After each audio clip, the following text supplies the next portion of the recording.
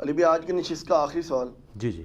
اکثر اوقات تبلیغی جماعت والے بھائیوں کی جانب سے ایک حدیث شریف بیان کی جاتی ہے کہ نبی کریم صلی اللہ علیہ وآلہ وسلم نے ارشاد فرمایا، اے میرے صحابہ، تم اس دور میں ہو کہ اگر دین کے 10 حصوں میں سے ایک حصہ بھی چھوڑ دو تو تم ہلاک ہو جاؤ گے. لیکن بعد میں ایک زمانہ ایسا بھی آئے گا کہ اس وقت جو کوئی بھی 10 میں سے صرف ایک حصہ دین اسلام پر عمل کرے گا تو وہ نجات پائے گا. کیا یہ حدیث صحیح ہے؟ دیکھیں جی، اس حدیث کی صحت کے اوپر اختلاف ہے، لیکن یہ اپنے تھیم کے اعتبار سے یہ بات بالکل ٹھیک ہے. پرفتن دور کے اندر جب کوئی ڈیٹم لیول کا دین بھی پریکٹس کر لے گا وہ بچ جائے گا. ٹھیک ہے، یہ حدیث نہ بھی ہوتی نا، اس کے بغیر بھی ہم یہ کہنے کو تیار ہیں کہ آج کل کے جو لوگ ہیں ان کو تھوڑے سے عمل کے اوپر بہت زیادہ اجر مل جائے گا، کیونکہ انہیں بینیفٹ آف ڈاؤٹ ملے گا، کیونکہ پیغمبر کی صحبت نہیں ملی. پیغمبر جب دنیا میں موجود ہوتے ہیں پھر یہ تو نہیں آپ کو پتہ لگانا پڑتا کہ رفع دین منسوخ ہوا ہے یا نہیں ہوا. یہاں تو پوری زندگی اس کے اوپر لڑائیاں ہوتی ہیں، لوگ اپنی اولادوں کو آگ کر دیتے ہیں، گھروں سے باہر نکال دیتے ہیں رفع دین کرنے کے اوپر. لاکھ ان کو دکھائیں کہ بخاری مسلم میں لکھا ہے، نہیں ماننے کے لیے تیار ہوتے. لیکن پیغمبر دنیا میں موجود ہو تو کیا یہ والے جھگڑے باقی رہیں گے؟ تو صحابہ کرام کو یہ جو ایج حاصل تھا نا، اور ہمارے حق میں یہ جو کمزوری ہے یہ کریڈٹ بن گیا ہمارے لیے، ڈیبٹ ہمارے لیے کریڈٹ ہے کہ ہم اگر بیسک لیول کا دین، یہ بیسک سے مراد یہ نہیں کہ نماز روزہ بھی چھوڑ دینا ہے، نہیں، فرائض پورے کر لیں، اس لیول کی قربانیاں نہ کریں، تب بھی ہم اس لیول کا اجر اچیو کر سکتے ہیں، کیونکہ اللہ تعالیٰ نے ہم سے اگر ایک چیز لی ہے تو دوسری چیز دے دی ہے. نبی علیہ السلام کی صحبت نہ ملنا یہ کوئی چھوٹا لاس ہے کسی امتی کے لیے، کسی پیغمبر کے ماننے والے کے لیے. بعد میں آپ دیکھنے صحابہ کے درمیان جنگیں ہو گئی ہیں. بخاری مسلم میں حدیث ہے، آپ کو پتہ ہے کہ انصار کے قبیلوں نے اور مہاجرین نے آپس میں ایک چھوٹی سی بات کے اوپر تلواریں نکال لی تھی، اور وہ کس طرح کی قوم تھی آپ کو پتہ ہے، بات بات پہ لڑنے والی. نبی علیہ السلام ممبر پہ چڑھے، آپ نے صرف اناؤنسمنٹ کی کہ جاہلیت کی رسومات، بس اتنی بات کی، سب نے تلواریں واپس کر لی. لیکن جمل صفین نہروان میں تو تلواریں واپس نہیں کی ہیں، ہزاروں مسلمان شہید ہوئے ہیں. اگر حضور زندہ ہوتے تو یہ سب کچھ ہوتا؟ کبھی بھی نہ ہوتا. یہ ایک بینیفٹ ہوتا ہے، اور وہ آپ کو بینیفٹ ملتا ہے، وہ آپ سے کوئی نہیں چھین سکتا. سر صحیح مسلم میں حدیث ہے، مجھ سے سب سے زیادہ محبت کرنے والے لوگ وہ ہیں جو میرے بعد آئیں گے، اور وہ خواہش کریں گے کہ ان سے ان کی بیوی، بچے، اولاد اور ساری دولت لے لی جائے، ایک جھلک ہمیں نبی علیہ السلام کی نصیب ہو جائے. صلوات بر محمد وآل محمد، اللہم صلی علی محمد وعلی آل محمد. یہ سر مسلم شریف ہے، تو یہ صحابہ کی فضیلت میں تو نہیں ہے، بعد ہم نہیں کہتے ہمارے لیے، کاش ہم اس لیول کا ایمان حاصل کر لیں، بار بعد والوں کے لیے.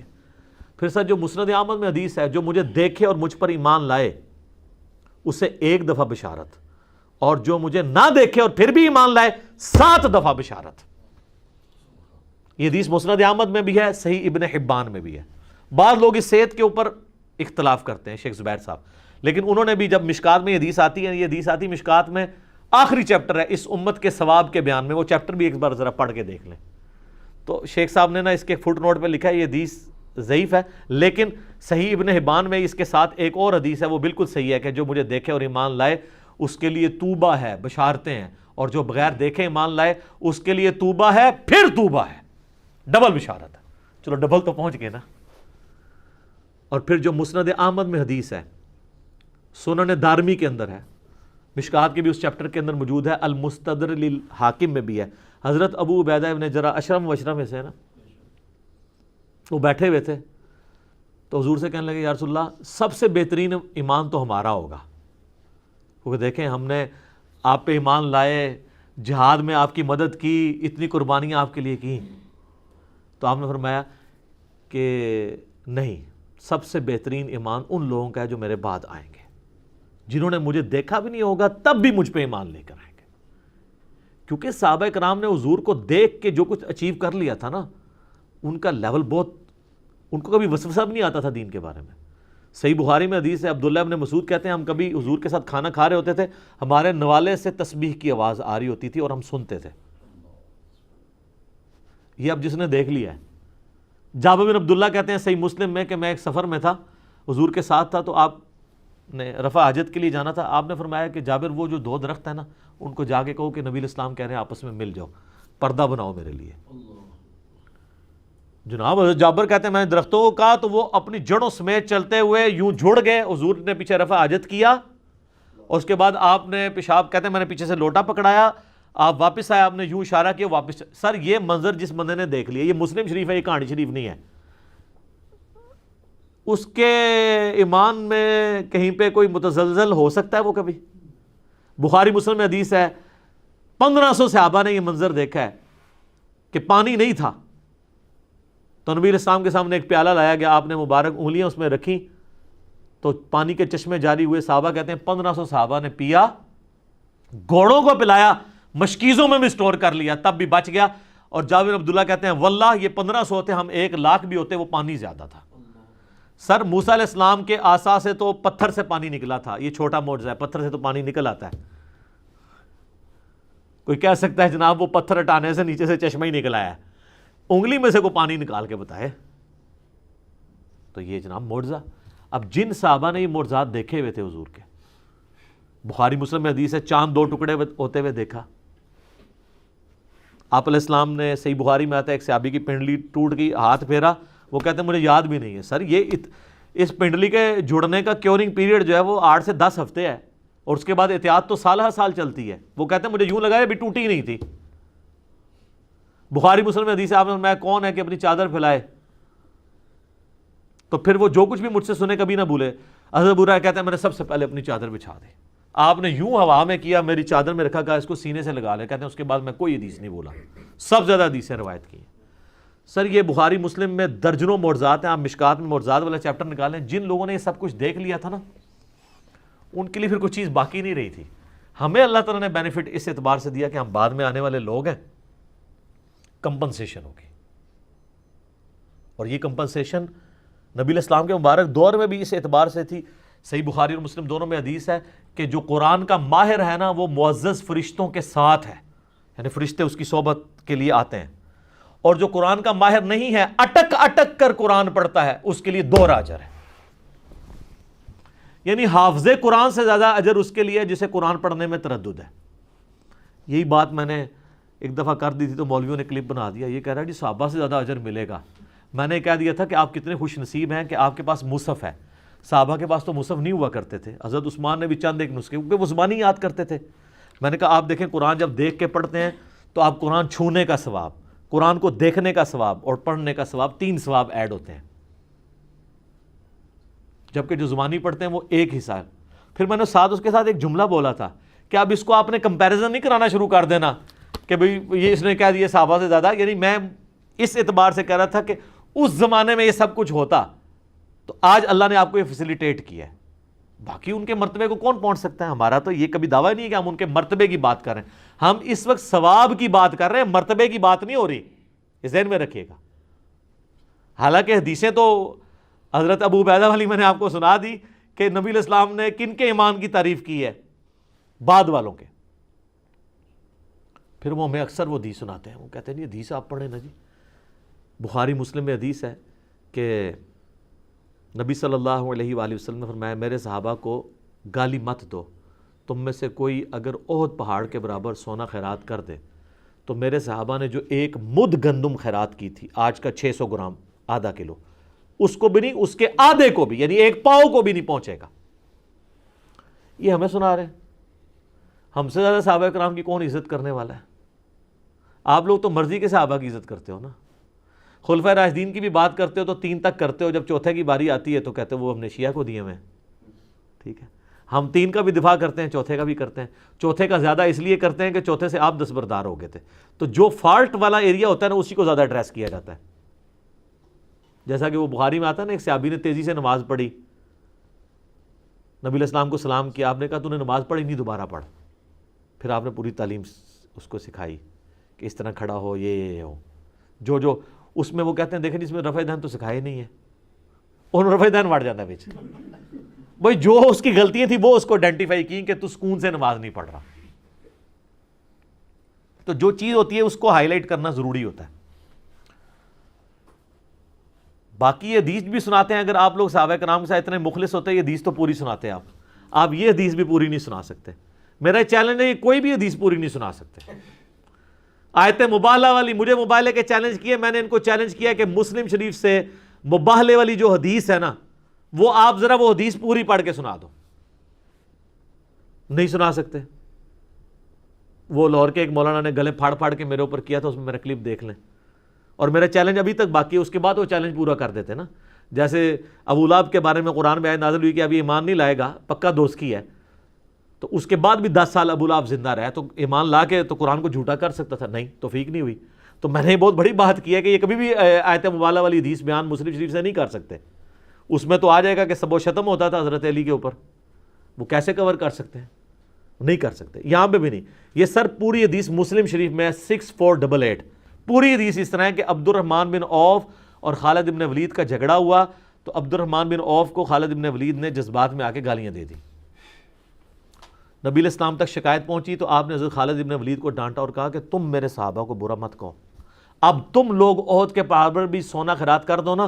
عبد الرحمن بن عوف نے جو اس زمانے میں اتنا سا گندم بھی خیرات کیا، تم اس کے برابر نہیں ہو سکتے، کیونکہ عبد الرحمن بن عوف نے مشکل وقت میں میرا ساتھ دیا ہوا ہے. اب تو گولڈن پیریڈ ہے. خالد بن ولید، عمر بن عاص، یہ وہ لوگ ہیں جو صلح حدیبیہ کے بعد مسلمان ہوئے ہیں، جب مسلمانوں کا گراف اوپر ہی جا رہا تھا. تو حضرت خالد بن ولید بھی صحابی تھے، لیکن حضور نے ان کو الگ کر دیا کہ تم لوگ احد کے برابر بھی سو. یہ انجین محمد مرزا کے بارے میں نہیں ہے، میرے بارے میں ہوتا تو مجھے یہ کہا جاتا تھا کہ 10 زمینوں کے برابر بھی خیرات کر دو. میرا تو کوئی لیول نہیں ہے. لیکن سر جو ان کا ہے وہ بھی تو کم از کم بیان کرے. وہ اس لیے بیان نہیں کرتے کہ مسلم شریف میں 6229 نمبر حدیث ہے کہ آل مروان کہا کرتے تھے ممبروں پہ بلا کے صحابہ سے کہ کہو لعن اللہ ابو تراب، ابو تراب علی بن ابی طالب پر لعنت. یہ الفاظ ہیں. وہ کہتے ہیں نہیں، سب کا ترجمہ ہے تنقید. اور بھئی الفاظ ہیں لعن اللہ ابو تراب. مجھے ایک دیوبندی مل گیا، وہ بڑا سٹرانچ قسم کا نا، اسلام آباد ایک افطاری کے اندر کئی سال پہلے.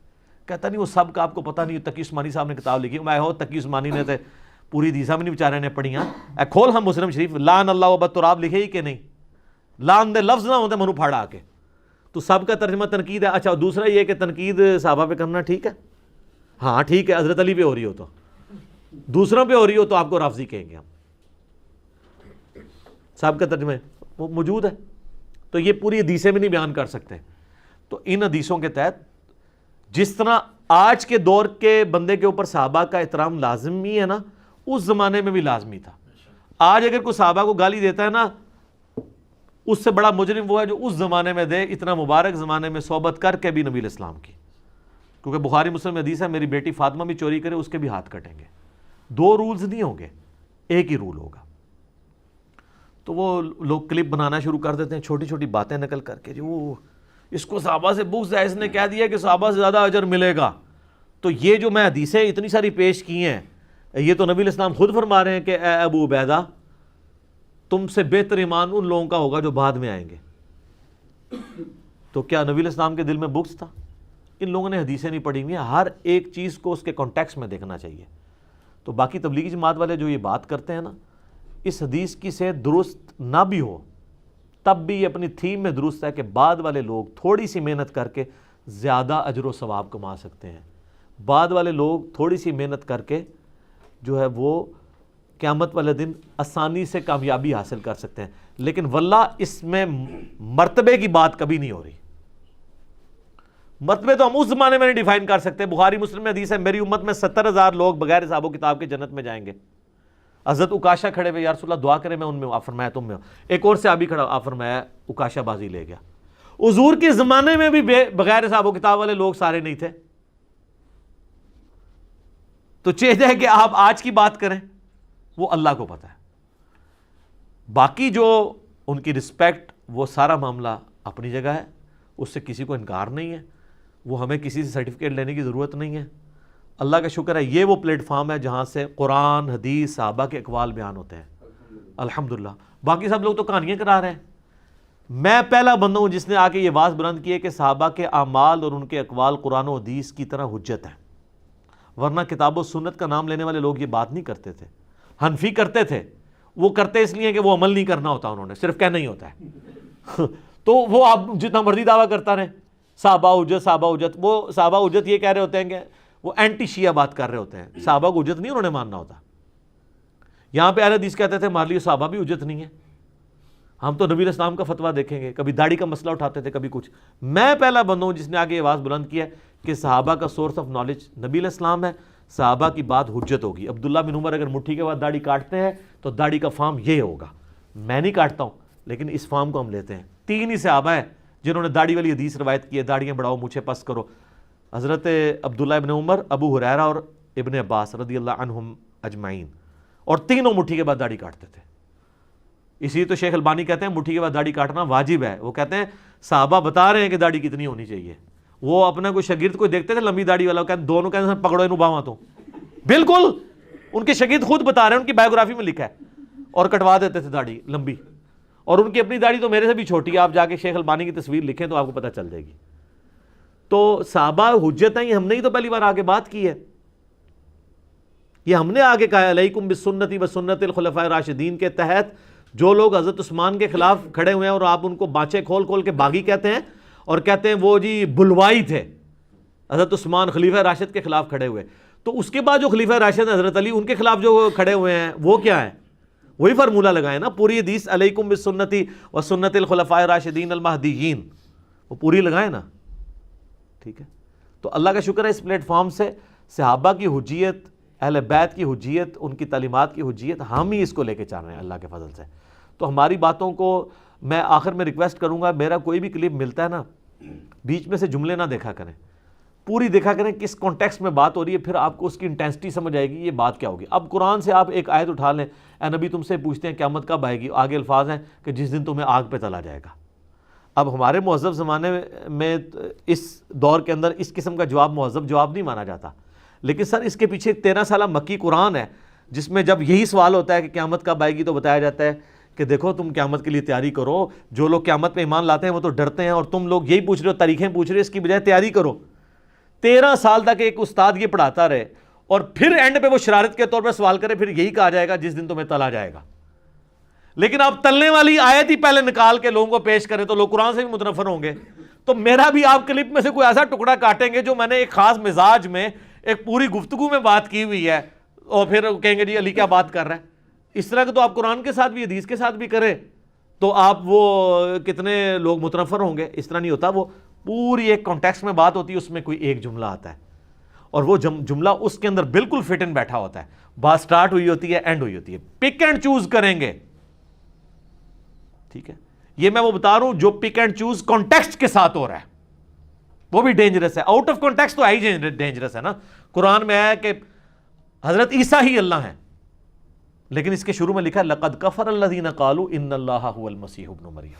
یہ تو ہے آؤٹ آف کانٹیکسٹ، لیکن قرآن میں کئی چیزیں کانٹیکسٹ کے ساتھ بھی اگر آپ بیان کریں، پورے کانٹیکسٹ کے ساتھ وہ جملہ اٹھائیں، وہ ایک عام بندے کے لیے ماننا مشکل ہو جائیں گی. نماز کے قریب مت جاؤ جب تم نشے کی حالت میں ہو. اس سے لوگ یہی وزن نکالیں گے نا کہ بھی عام حالت میں آپ نشہ کر سکتے ہیں، نماز کی حالت میں نہیں. لیکن اس کے آگے پیچھے کوئی کانٹیکسٹ تو ہے نہیں ہے. کانٹیکسٹ جا کے سورہ مائدہ کے اندر ہے، یہ آیت نساء کے اندر ہے، جس میں پتا چلا ہے کہ یہ اس زمانے میں ہے جب شراب حرام نہیں تھی، آج کی ڈیٹ میں حرام ہے. تو اس طریقے سے ہم بھی کسی مزاج میں کسی ایک ٹاپک کو ڈریس کر رہے ہوتے ہیں، آواز کا اتار چڑھاؤ ہوتا ہے. جس طرح آپ کو پتہ ہے یہ FIR جس کیس پہ کاٹی گئی تھی وہ تو بات ہی کچھ اور ہو رہی تھی. ٹھیک ہے، جن لوگوں کے بارے میں ہو رہی تھی انہوں نے بھی مزاح میں اسے لیا، انہوں نے کوئی مقدمہ نہیں بارے اوپر کروایا اور ان لوگوں نے پکڑ کے کروا دیا. باقی اللہ کے فضل سے جی ہائی کورٹ نے ہماری وہ پہلی پیشی کے اوپر ہمارے خلاف جو FIR تھی نا کاٹی ہوئی، سیشن کورٹ نے تو یہاں پہ ہی ضمانت دے دی تھی، ہائی کورٹ نے بھی وہ فارغ کر دی ہے. اب وہ کیس مکمل طور پہ ختم ہو چکا ہے. اب ہمارا جوڈیشری کا جو رائٹ ہے وہ شروع ہوتا ہے. باقی انشاءاللہ میں اس کے اوپر ڈیٹیل سے امید ہے اگلی مجلس میں بات کروں گا. جو ہائی کورٹ کا ڈیسیژن آیا ہے ریسنٹلی 5 جون 2020 کو، اللہ کے فضل سے پہلی پیشی کے اوپر ہی انہوں نے کہا یہ تو میلافائڈ انٹینشن کے ساتھ کاٹی گئی ہے، اس طریقے سے کسی اوپر FIR نہیں کاٹی جا سکتی. یہ میں اشارتاً بات اس لیے کر رہا ہوں کہ کوئی اپنے علاقے میں بیٹھا ہوا اگر کوئی اس طرح کی کوئی حرکت سوچ رہا ہے یا ہمارے چاہنے والوں میں سے کسی کو غصہ ہے تو اس کا غصہ ٹھنڈا ہو جائے، اور جو دوسرے ہیں تو وہ اپنی اس حرکت سے باز آ جائیں. اب یہ ہمارے پاس ہائی کورٹ کا ایک ڈیسیژن آ گیا، اب جہاں کہیں بھی کوئی اس طرح کی کوئی کرنے کی کوشش کرے گا تو ہم اس کو کاپی وہاں پہ بھجوائیں گے، معاملات ڈائلیوٹ ہو جائیں گے. اور آپ دیکھیں یہ لوگ آپس میں ایک دوسرے پہ FIR نہیں کٹواتے، ایک دوسرے کو کافر بھی کہتے ہیں، ایک دوسرے کے پیچھے نمازیں بھی نہیں پڑھتے. آج تک آپ نے سنا ہے کبھی ایک فرقے والے دوسرے کے اوپر بڑے عالم کے اوپر کٹوائی ہو؟ اس لیے کہ ان کو خطرہ نہیں تھا. میکڈونلڈ کی وجہ سے KFC کو خطرہ نہیں تھا، اس کا آئٹم زیادہ بک رہے تھے، اس کے زیادہ بک رہے تھے. یہ بیچ میں جو البیک آ گیا ہے آج کے دور میں، ان کی وجہ سے ان کی ساروں کی نا چھٹی ہو گئی ہے، اس لیے انہوں نے یہ کام شروع کیا ہے. باقی یہ زانیں شروع ہونے لگی ہیں، اس لیے ہم اسی کو کنکلوڈ کرتے ہیں اسی کے اوپر. اللہ تعالیٰ سے دعا ہے، اللہ تعالیٰ سے دعا ہے کہ جو حق بات میں نے کہی اللہ تعالیٰ ہمارے دلوں میں راسخ فرمائے. اگر جذبات میں میرے منہ سے غلط بات نکل گئی، اللہ تعالیٰ ہمارے دلوں سے ہی معاف کر دے اور ہمیں معاف بھی کر دے. ہمیں کتاب و سنت کی تعلیمات پر عمل کر کے دوسرے بھائیوں تک پہنچانے کی توفیق عطا فرمائے. سبحانک اللہم و بحمدک، اشہد ان لا الہ الا انت، استغفرک و اتوب الیک، وما علینا الا البلاغ المبین. جزاکم اللہ خیرا.